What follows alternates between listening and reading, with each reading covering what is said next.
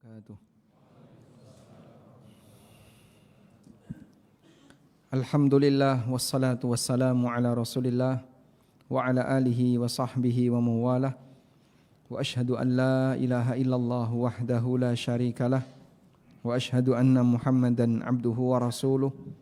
Salawatu rabbi wa salamu alaihi wa ala alihi wa ashabihi wa man sara ala nahjihi wa istanna bisunnatihi ila yaumil qiyamah. Alhamdulillah, puji syukur kita haturkan kehadirat Allah. Kembali di malam ini kita melanjutkan kajian dengan membaca buku fikih bermadhab. Kita masih berada di bab tentang apa itu madhab dan turunannya. Di catatan yang ke-9, larangan memaksakan madhab kepada orang lain. Pada prinsipnya begini, selama kebenaran itu masih muhtamal dalam arti sifatnya masih ada kemungkinan. Ada kemungkinan pendapat yang benar adalah pendapat A. Ada kemungkinan pendapat yang benar adalah pendapat B atau pendapat C dan seterusnya. Selama masih ada kemungkinan seperti itu, maka kita tidak boleh memaksakan pendapat kita kepada orang lain. Sekarang kita akan baca terlebih dahulu. Silahkan bagi yang bawa buku dibuka halaman 148. Tafadhol. Bismillah, alhamdulillah, assalatu wassalamu ala rasulillah wa ba'du. Berkata penulis, hafizahullahu ta'ala wa nafa'ana Allahu bi'ulumihi fid darain. Amin. Walakum bimithlin. Kesembilan, larangan memaksakan mazhab kepada orang lain. Orang yang menguatkan pendapat Imam Malik nahwu dzalika. Barang siapa yang lebih merajihkan atau menguatkan mengikuti Asy-Syafi'i, maka dia tidak mengingkari orang yang lebih merajihkan dengan mengikuti Imam Malik. Barang siapa yang merajihkan dengan mengikuti Ahmad, dia tidak mengingkari orang yang merajihkan dengan mengikuti Asy-Syafi'i, dan seterusnya. Majmu' al-Fatawa. Prinsip ini termasuk yang diajarkan oleh para ulama sejak masa silam. Imam Ahmad pernah mengatakan, man aftan nasa laisa yanbaghi an yahmilan nasa ala mazhabihi. Mufti yang memberikan fatwa kepada masyarakat tidak boleh memaksa masyarakat untuk mengikuti mazhabnya. Al-Adab Asy-Syar'iyyah. Seorang mufti hanya bisa memberikan fatwa sesuai dengan ijtihadnya. Dia tidak berwenang memaksa mereka untuk menerima pendapatnya. Demikian pula ketika ada orang yang mengambil pendapat tertentu, orang lain tidak boleh mengingkarinya. Ibnu Qudamah mengatakan, la yanbaghi li ahadin an yunkara ala ghairihi al-amala bimadhhabihi fa innahu la inkarun alal mujtahadati. Tidak boleh bagi siapapun untuk mengingkari orang lain ketika mengamalkan mazhabnya, karena tidak ada pengingkaran dalam masalah hasil ijtihad. Al-Adab Asy-Syar'iyyah. Baik. Di posisi ini ada dua hal yang perlu kita bedakan. Pertama, fatwa, dan yang kedua qadha. Yang kedua al-qadha.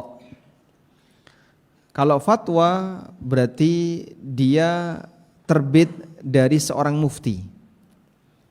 Dan siapapun yang punya ilmu, walaupun dia bukan pejabat, dia berhak untuk berfatwa sesuai dengan bidang ilmu yang dia kuasai. Sedangkan al-qadha atau keputusan hakim hanya terbit dari hakim. Dan untuk bisa jadi hakim berarti dia harus punya legal negara. Artinya dia dilindungi oleh negara. Sehingga keputusan hakim itu sama dengan produk negara.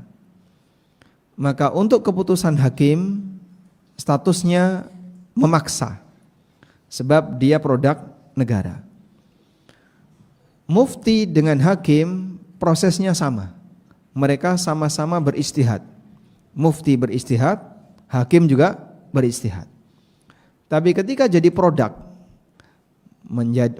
menyampaikan hasil dari istihad mereka, disinilah perbedaan kekuatan fatwa dengan kekuatan hakim, kekuatan al-qadha. Kalau fatwa tidak punya daya paksa, tidak mengikat. Mau dipraktekkan silahkan, tidak dipraktekkan silahkan. Tapi kalau al-qadha, keputusan hakim, ya dia punya daya paksa. Sehingga kalau tidak dipraktekkan, maka masuk kategori dia telah menyalahi aturan keputusan hakim atau aturan negara. Sehingga nanti dia bisa diperkarakan. Tayyib, karena itu Imam Ahmad menyebutkan, man aftan nasa laisa yambagi ayyahmilan nasa ala madhabihi. Orang yang memberikan fatwa kepada masyarakat, mufti yang memberikan fatwa kepada masyarakat, dia tidak boleh memaksa masyarakat untuk mengikuti madhabnya. Sehingga fatwa disampaikan kepada penanya, mau diamalkan silahkan, tidak diamalkan silahkan. Tayyib. Dan ini berangkat dari tadi ya, pernyataan yang disampaikan oleh Syekhul Islam, bahwa ketika dia beristihad untuk merojihkan, menguatkan pendapat tertentu, dia tidak boleh memaksa orang lain yang tidak sependapat dengannya. Sebatas meyakini pendapat saya benar bagi saya, boleh atau tidak? Boleh atau tidak? Boleh, itu hak semua orang. Maka ketika saya menyampaikan perbedaan pendapat, dalam hal ini ada 3 pendapat, pendapat A, B, C. Saya meyakini yang benar A, maka saya tidak berhak untuk memaksakan orang lain yang mengikuti pendapat B atau mengikuti pendapat C agar mereka ikut pendapat saya. Mempengaruhi dalam kajian ilmiah silahkan. Sehingga diskusi, dialog untuk memberikan pengaruh kepada orang lain agar dia mau mengikuti pendapat kita silahkan. Memaksa tidak boleh. Dan disinilah perlu dibedakan antara mempengaruhi dengan memaksa. Kalau mempengaruhi berarti dia jelaskan secara ilmiah. Kalau maksa dia kasih ancaman. Kalau enggak nanti kamu A, B, C ya, kasih ancaman-ancaman seperti itu. Ini paksaan namanya. Kamu tidak akan saya sapa, kamu tidak akan jadi teman saya, akan saya musuhi kamu selamanya. Tidak akan saya ajak bicara. Nah itu pemaksaan. Tapi kalau mempengaruhi, menyampaikan pendapat kita kepada orang lain dalam ranah ilmiah, boleh atau tidak? Boleh.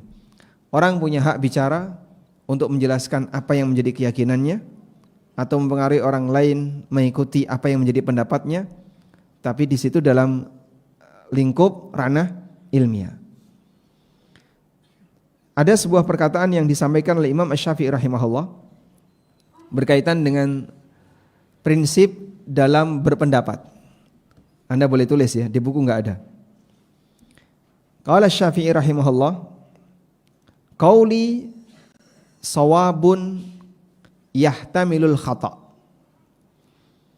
wa qaulu ghairi khata'un yahtamilus sawab.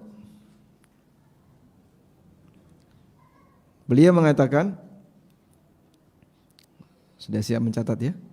Qauli sawabun yahtamilul khata' wa qaulu ghairi khata'un yahtamilus sawab. Pendapat pribadiku menurutku benar, tapi ada peluang salah. Pendapat orang lain menurutku salah dan ada peluang benar. Jadi artinya begini, kalau kebenaran yang kita yakini kalau kebenaran yang kita yakini itu tidak boleh kita paksakan kepada orang lain.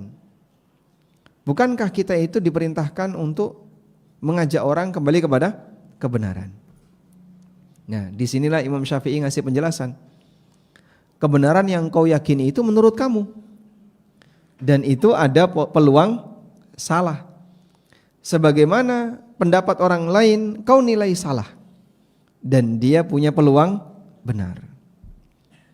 Maka keberadaan peluang salah dan benar itulah yang menjadi alasan dan latar belakang kenapa kita tidak boleh memaksakan mazhab kita kepada orang lain. Paham insyaallah? Alhamdulillah. Baik. Dan walhamdulillah secara umum Ahlus Sunnah wal Jamaah cukup dewasa dalam masalah ini. Sehingga mereka ketika punya pendapat tertentu yang berbeda dengan pendapat yang lain, mereka tidak memaksakan. Masalah menyampaikan alasan, kemudian memberi sanggahan kepada pendapat yang lain, selama di ranah kajian ilmiah ya sah-sah saja Dan itu tidak sama dengan menyalah-nyalahkan orang lain atau menggurui orang lain. Kita hanya menyampaikan pendapat kami seperti ini, dalilnya ini, penjelasannya kayak gini. Kau mau terima silahkan, nggak diterima juga silahkan. Dan konsekuensi ketika kita membenarkan pendapat A, berarti kita menilai salah pendapat B. Menilai salah pendapat B dalam ranah ilmiah silahkan. Baik, maka ada dua hal yang mungkin perlu dibedakan ya. Antara menilai salah pendapat orang lain dengan mencaci maki yang tidak sependapat dengan kita. Sama atau beda? Sama atau beda? Beda. Kalau kita menilai salah pendapat orang lain, menurut saya, misalnya, kita ambil contoh misalnya, apa yang paling sering jadi bikin ribut? Kunut. Kunut gak kunut jangan ribut ya. Baik. Jadi misalnya, menurut saya pendapat yang lebih kuat adalah subuh itu kunut. Misal ya. Dan pendapat yang mengatakan subuh tidak kunut, ini pendapat yang salah, pendapat yang lemah. Kalimat ini salah atau benar? Salah atau benar? Hah? Salah. Kenapa? Kenapa kau nyalahkan pendapat yang lain? Loh, konsekuensi saya mengambil pendapat A, saya akan menyalahkan pendapat B. Karena gak mungkin begini.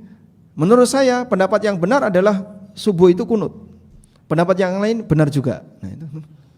Nah terus kenapa kau tidak ikuti yang lain? Lalu kamu prakteknya gimana? Ya selang-seling. Senin kunut, Selasa enggak kunut, Rebo kunut, Kamis enggak kunut. Masya Allah. Enggak konsisten orang seperti ini. Paham ya? Beda dengan mencaci maki. Kalau dia berpendapat yang benar kunut, kemudian dia mencaci maki yang tidak kunut. Nah itu beda lagi. Caci maki seperti ini menunjukkan bahwasanya yang bersangkutan kurang dewasa dalam memahami perbedaan. Sehingga ada 3 sikap dalam hal ini yang mungkin perlu kita bedakan. Pertama, menilai lebih kuat salah satu pendapat dan menyalahkan pendapat yang lain dalam kajian ilmiah, dalam pembahasan lingkup ilmiah. Ini yang dilakukan oleh semua ulama. Kalau dia mengatakan enggak boleh menyalahkan pendapat yang lain, ini jelas pernyataan yang tidak jelas. Karena konsekuensi ketika orang menilai benar salah satu pendapat, berarti dia akan menyalahkan pendapat yang lain. Sebatas menyalahkan tidak apa-apa, dan dia sampaikan alasannya. Maka Anda bisa lihat misalnya dalam fikih perbandingan mazhab, ulama merojihkan, menguatkan pendapat satu, nanti dia akan menyanggah pendapat-pendapat yang lain. Pendapat ini tidak benar dengan alasan A, B, C, dan seterusnya. Yang kedua, mengambil salah satu pendapat, lalu mencaci maki pendapat yang berbeda. Dan ini pelanggaran.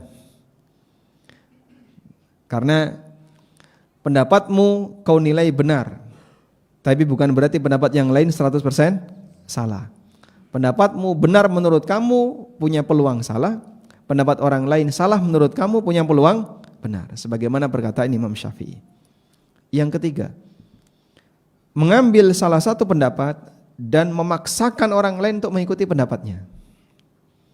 Dan ini yang kita bahas, hukumnya dilarang oleh para ulama. Bisa dipahami insyaallah ya? Baik. Kalau kita ngerti tentang 3 perbedaan ini, jadi kita lebih dewasa dalam bersikap dan tahu posisi. Baik bersikap dari sisi yang mengambil pendapat atau bersikap dari sisi pihak yang dikritik. Karena sebagian orang kadang enggak terima untuk dikritik pendapatnya, lalu dia bilang jangan nyalah-nyalahin pendapat orang lain. Kalimat ini juga salah. Ya kamu punya hak untuk jawab. Jangan berlindung dengan kalimat jangan nyalah-nyalahin pendapat orang lain. Itu bukti kamu kalah debat. Kau punya hak untuk jawab, silakan jawab. Kalau memang pendapatmu benar, sampaikan bukti kebenaran pendapatmu dan silakan sanggah pendapat yang lain. Disitulah nanti kita akan bisa mencari siapa yang lebih dekat kepada kebenaran. Pernah terjadi sebuah dialog antara Imam Syafi'i dengan salah satu muridnya atau salah satu kawan beliau. Imam Syafi'i anggaplah berpendapat A, kawannya berpendapat B. Kemudian 2 orang ini dialog. Selesai dialog, Imam Syafi'i pindah ke pendapat B, kawannya pindah ke pendapat A. Karena dalam proses dialog tadi dia dipengaruhi oleh temannya. Sehingga dia menganggap, oh berarti kayaknya alasan kamu nih yang lebih kuat. Akhirnya dia pindah pendapat. Sah-sah saja? Boleh-boleh saja. Itulah contoh dialog yang dibingkai dengan kedewasaan. Sehingga dia dialog dalam ranah kajian ilmiah, disampaikan dengan masing-masing menyampaikan alasan, dan kalaupun menyanggah silahkan. Yang penting masih sopan. Tapi kalau sudah caci maki, oh kamu misalnya pakai kata-kata yang gak sopan dan seterusnya, ya jelas ini tidak kita terima.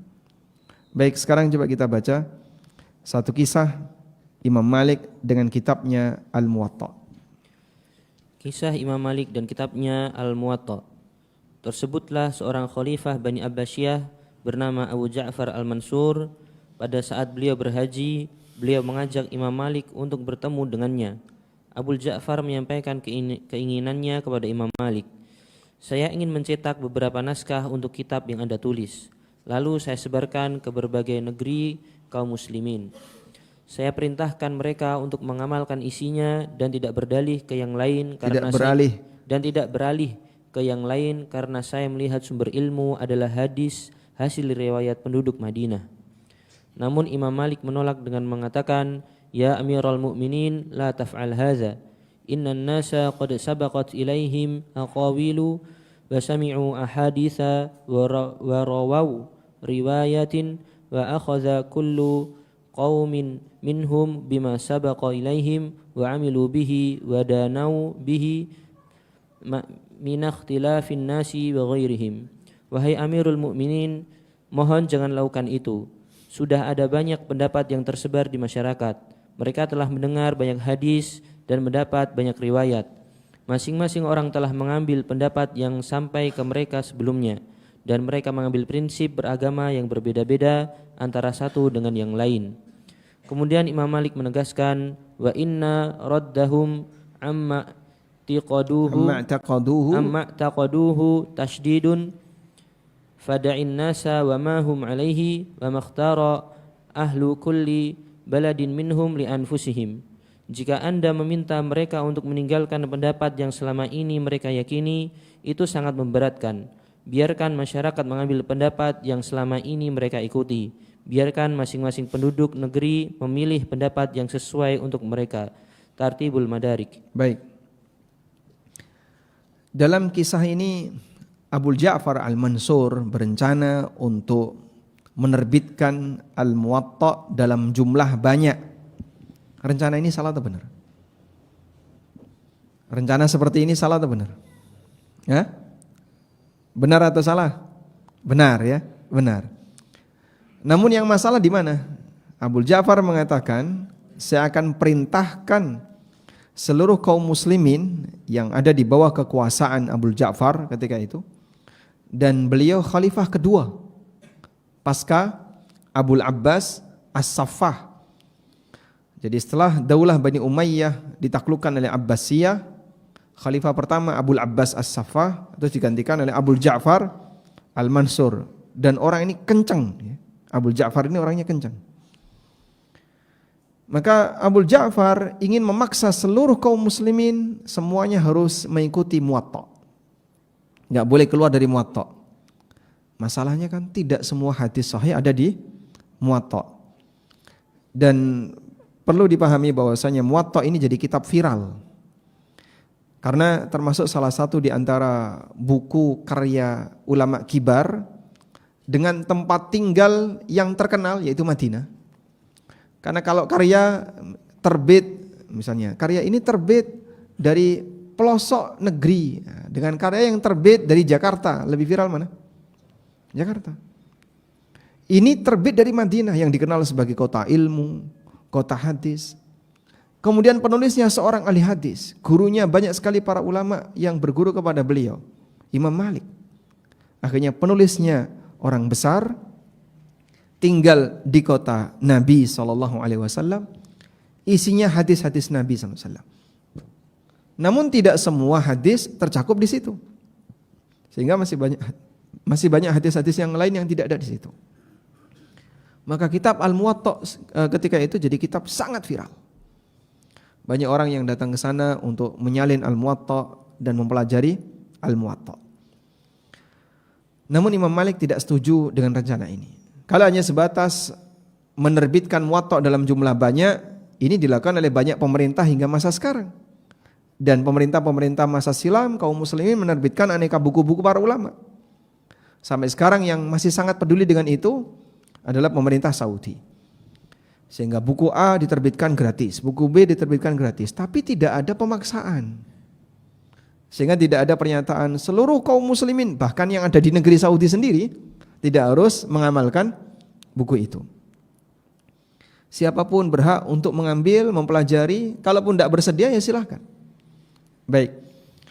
Sehingga pada posisi ini Imam Malik rahimahullah menolak dari sisi pemaksaan, bukan menolak dari sisi mencetak buku dalam jumlah banyak. Beliau menyampaikan, ya Amirul Mukminin la taf'al hadza. Wahai Amirul Mukminin, sebaiknya Anda jangan lakukan itu. Innan nasa qad sabaqat ilaihim aqawilu. Sudah ada banyak pendapat-pendapat yang tersebar di masyarakat yang bisa jadi pendapat itu tidak sejalan dengan isi Al-Muwatta. Wa sami'u ahaditha wa rawau riwayatin. Mereka sudah banyak mendengar hadis dan sudah banyak mendapatkan riwayat sebelumnya. Karena para ulama hadis tersebar di banyak tempat. Wa akhadha kullu qaumin minhum bima sabaqa ilaihim, dan masing-masing masyarakat telah mengambil pendapat yang sampai kepada mereka sebelumnya. Wa amilu bihi, dan mereka sudah melaksanakannya. Wa danu, dan mereka beragama. Danu di sini apa? Dana yadinu artinya beragama. Dan mereka telah beragama bihi dengannya. Artinya mereka telah menjadikan pendapat itu sebagai prinsip agamanya. Min ikhtilafin nasi wa ghairihim, dan itu berbeda-beda antara satu orang dengan yang lainnya. Maka kalau mereka dipaksakan untuk semuanya harus sama dengan Al-Muwatta, menyatukan, ini sama dengan menyatukan pendapat. Kata Imam Malik, wa inna raddahum amma taqaduhu tasydidun. Dan meminta mereka untuk meninggalkan pendapat yang selama ini mereka yakini, ini pemaksaan yang berat. Sebab ideologi itu tidak bisa diubah seketika, tapi melalui proses panjang. Maksa fisik orang bisa, tapi maksa keyakinan orang susah. Dan tidak bisa dipaksa keyakinan itu. Dia akan tetap bertahan. Yang bisa dilakukan adalah mempengaruhi. Makanya ideologi butuh waktu yang panjang. Sehingga perang ideologi harus dilawan dengan ideologi.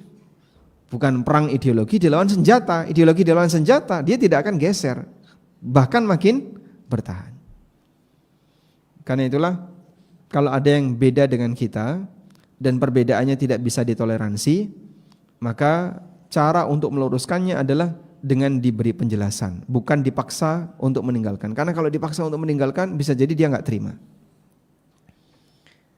Baik, coba kita lihat keterangan berikutnya.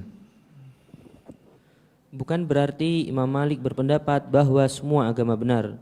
Maksud Imam Malik adalah jangan paksa mereka untuk mengikuti pendapat beliau atau hadis yang beliau sebutkan di Al-Muwatta, karena masyarakat yang tinggal di berbagai negeri Islam telah memiliki mazhab sebelumnya. Masya Allah. Dan demikianlah akhlak yang tinggi yang dimiliki oleh Imam Malik rahimahullah, di mana beliau rahimahullah menjadi manusia yang tawadhu, walaupun beliau termasuk di antara orang yang berilmu.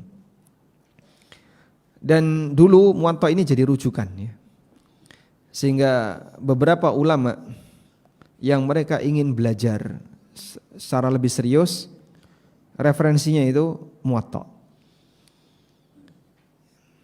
Ibnu Hazm rahimahullah, pada waktu beliau awal mula belajar Islam, jadi beliau ini kan termasuk orang yang belajarnya telat. Terhitung telat ketika kapan? Sudah memasuki usia 20-an baru mendekat untuk belajar. Karena normalnya di masa silam belajar itu di usia masih belia, di bawah 10 tahun. Ibnu Hazm belajarnya telat, di usia 26 tahun baru belajar. Sehingga sebelum itu Ibnu Hazm jadi orang awam yang gak kenal agama, yang ngertinya cuman aktivitas umum yang dilakukan oleh kaum muslimin. Hingga satu ketika beliau masuk masjid untuk mensolati jenazah sebelum asar. Begitu masuk, karena belum siap, langsung duduk. Ditegur sama anak kecil, sholat tahiyatul masjid 2 rakaat. Akhirnya beliau sholat. Dah, selesai sholat tahiyatul masjid, kemudian sholat jenazah dilaksanakan, lalu sholat asar, kemudian mengantarkan jenazah ke pemakaman. Lalu beliau balik ke masjid. Balik ke masjid setelah asar. Begitu balik ke masjid, masuk masjid, langsung sholat. Ditegur sama anak yang sama, jangan sholat, ini bukan waktunya untuk sholat sunnah, suruh duduk. Fahazintu hasnan syadida, ketika itu saya sedih sekali. Sama anak kecil lebih ngerti dia daripada saya. Sehingga saya bingung, tadi duduk disuruh sholat, ini sholat disuruh duduk. Akhirnya beliau minta saran, kemana saya harus belajar. Diarahkan kepada seorang ulama. Kemudian ketika beliau sampai di tempat yang bersangkutan, disuruh untuk belajar Al-Muwatta. Dan Ibnu Hazm itu hidup di abad 4 Hijriah, ya, tahun 300-an Hijriah. Sehingga kitab ini dulu termasuk di antara kitab yang jadi referensi utama kalau orang mau belajar agama. Wallahu a'lam. Baik, kita akan dengarkan adzan isya terlebih dahulu. Lalu insyaallah kita akan baca 1 poin lagi berkaitan dengan jangan hanya belajar satu mazhab saja. Wassallallahu ala nabiyyina Muhammadin wa ala alihi wa sahbihi wasallam.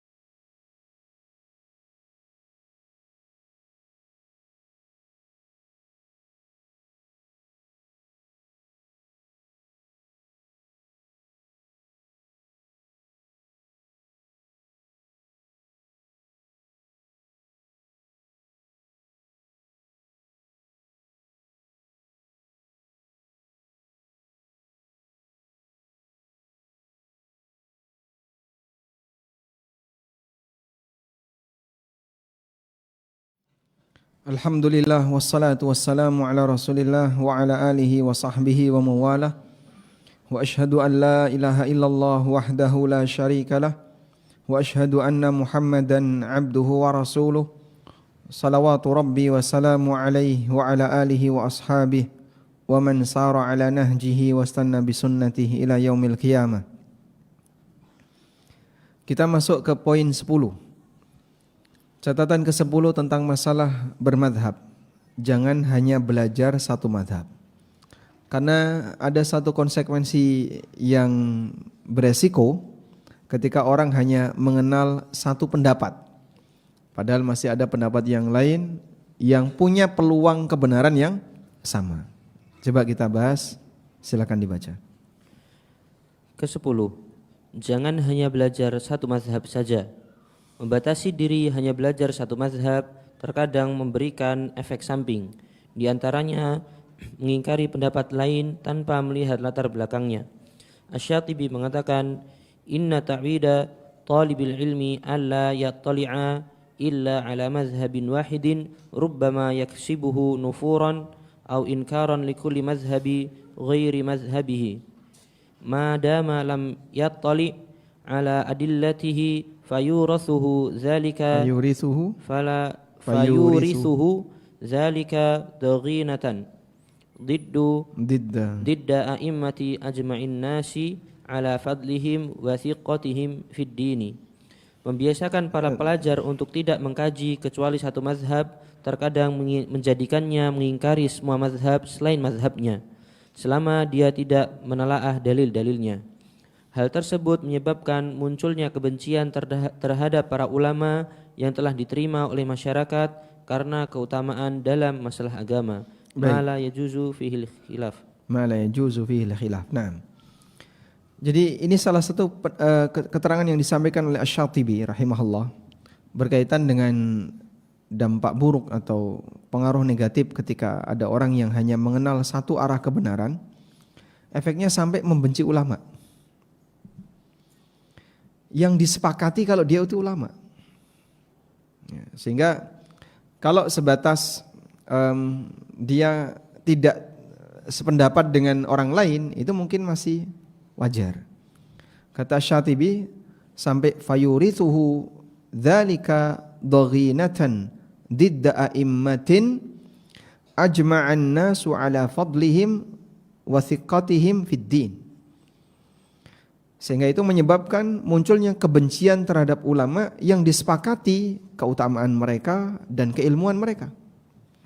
Contohnya sampai benci kepada Imam A, benci kepada Imam B, karena dia hanya mempelajari satu pendapat saja. Baik, coba kita lihat. Gambaran situasi yang disampaikan oleh Asy-Syatibi terjadi di dunia nyata. Tidak hanya di masa sekarang, bahkan pernah terjadi di masa silam. Seorang ulama Malikiyah dari Andalus, Ibnul Arabi, wafat pada tahun 543 Hijriah, pernah menceritakan bahwa guru beliau Abu Bakar At-Turtusi mengangkat tangan pada saat hendak ruku dan bangkit iktidal pada saat sholat. Suatu ketika Imam Abu Bakar At-Turtusi datang ke daerah perbatasan Abu Syu'ara. Di daerah itu masyarakatnya bermazhab Malikiyah, dipimpin oleh Abu Thamnah. Ketika sholat mereka tidak mengangkat tangan baik saat ruku maupun bangkit iktidal. Pada saat waktu zuhur, Abu Bakar At-Turtusi masuk ke masjid. Beliau pun maju ke shaf pertama dan melakukan sholat sunnah. Di dalam masjid ada Abu Thamnah, pemimpin daerah itu, bersama beberapa orang bawahannya. Ketika mereka melihat Imam Abu Bakar At-Turtusi mengangkat tangan saat ruku dan iktidal, Abu Thamnah langsung berkomentar, "Ala tara ila hadzal masyriqi kaifa dakhala masjidana? Qumu ilaihi faqtuluhu warmu bihi fil bahri fala yarakum ahadun." Tidakkah kau perhatikan orang dari daerah timur ini? Bagaimana bisa dia masuk ke masjid kita? Tangkap dan bunuh dia, lalu buang jasadnya ke laut agar tidak ada satu pun orang yang tahu. Mendengar ucapan Abu Thamnah, Ibnul Arabi langsung membela, "Subhanallah, ini At-Turtusi, ulama besar pada zaman ini." Mereka pun bertanya, Lalu mengapa dia mengangkat tangan saat sholat? Imam Ibnul Arabi menjawab, kadzalika kana an-nabiyyu sallallahu alaihi wasallam yaf'alu wa huwa mazhabu Malikin fi riwayati ahli al-Madinati anhu. Demikianlah yang dicontohkan oleh Nabi sallallahu alaihi wasallam, itu pendapat Imam Malik menurut salah satu riwayat penduduk Madinah. Ibnul Arabi berusaha menenangkan mereka hingga Imam At-Turtusi menyelesaikan salat sunnahnya. Kemudian At-Turtusi digandeng oleh Ibnul Arabi ke rumahnya dan beliau bertanya pada Ibnul Arabi tentang peristiwa yang terjadi. Setelah Ibnul Arabi bercerita, At-Turtusi malah tertawa sambil mengatakan, min aina li an uqtala ala sunnatin. Apa ruginya jika saya terbunuh di atas sunnah? Al-i'tisam. Subhanallah. Seperti inilah salah satu efek samping ketika seseorang membatasi diri hanya dengan mempelajari satu mazhab. Baik. Bahkan bukan cuma masalah mazhab, sampai contohnya doa dan bacaan dalam sholat ya. Sehingga kita mengenal di daerah kita dan nampaknya hanya ada di Indonesia. Doa iftitah Muhammadiyah atau iftitah NO, tasyahud Muhammadiyah, tasyahud NO. Itu hanya ada di Indonesia. Tarawih Muhammadiyah, tarawih NO, dan masih ada turunan yang lainnya. Padahal itu sunnah tanawwu yang semuanya diajarkan Nabi SAW. Namun karena kurikulumnya mengadopsi salah satu, akhirnya yang lain ditinggalkan. Dan ketika yang lain ditinggalkan, kok dibela oleh kurikulum sebelahnya, dikiranya ini seperti dua ajaran yang berbeda. Maka pantangan bagi mereka itu sampai menggabungkan. Saya masih ingat salah satu guru saya waktu masih SMP dulu ya. Beliau tanya kepada saya, kalau kamu baca doa iftitah, doa apa yang kamu baca? Terus saya sebutkan, saya baca doa ini. Kemudian beliau mengatakan, ya sudah, itu saja, jangan pindah ke yang lain. Dan memang itu seperti kurikulum paten. Sampai jadi doktrin, hanya ini yang benar, yang lain keliru. Padahal semuanya adalah sunnah Nabi SAW. Kalau yang tadi hanya masalah perbedaan pendapat. Ini bermadzhab A, dia hanya kenal pendapat A, madzhab A saja, akhirnya dia salahkan pendapat yang lain dan dia sampai mencaci maki pendapat yang lain. Kalau menyalahkan tidak masalah ya. Tapi kalau sampai mencaci maki, bahkan tadi ada tindakan apa? Mau dibunuh. Jadi ngangkat tangan ketika mau rukuk, ngangkat tangan ketika i'tidal. Menurut Abu Thamnah, pemimpin daerah Abu Syu'ara tadi, itu pelanggaran dalam sholat. Sehingga pelakunya disebut Al-Masyriki, orang timur datang ke sini. Padahal itu di daerah Andalusia. Dan Andalusia memang barat ya. Orang timur datang ke sini, usir dia, bunuh dia, buang jasadnya ke laut. Masya Allah. Hanya gara-gara apa? Angkat tangan ketika sholat. Dan masih banyak kita jumpai seperti ini karena pengaruh dari hanya mempelajari satu pendapat atau satu mazhab, tapi dia tidak mau mengenal pendapat yang lain. Wallahu a'lam. Walhamdulillahirabbil alamin. Mungkin itu yang bisa kita sampaikan. Dan berkaitan dengan catatan masalah mazhab, kita masih punya 2 catatan lagi ya. Berkaitan dengan 4 mazhab bukan agama yang maksum dari kesalahan. Kemudian hukum menisbahkan diri dengan mazhab tertentu. Boleh enggak kita mengatakan saya Syafi'i, saya Maliki, saya Hanafi atau saya Hambali? Atau menyebut seseorang fulan Syafi'i, fulan Maliki dan seterusnya. Insyaallah akan kita bahas di pertemuan berikutnya. Wassallallahu ala nabiyyina Muhammadin wa ala alihi wa sahbihi wasallam. Wa akhiru da'wana anil hamdulillahi rabbil alamin. Wassalamu alaikum warahmatullahi wabarakatuh.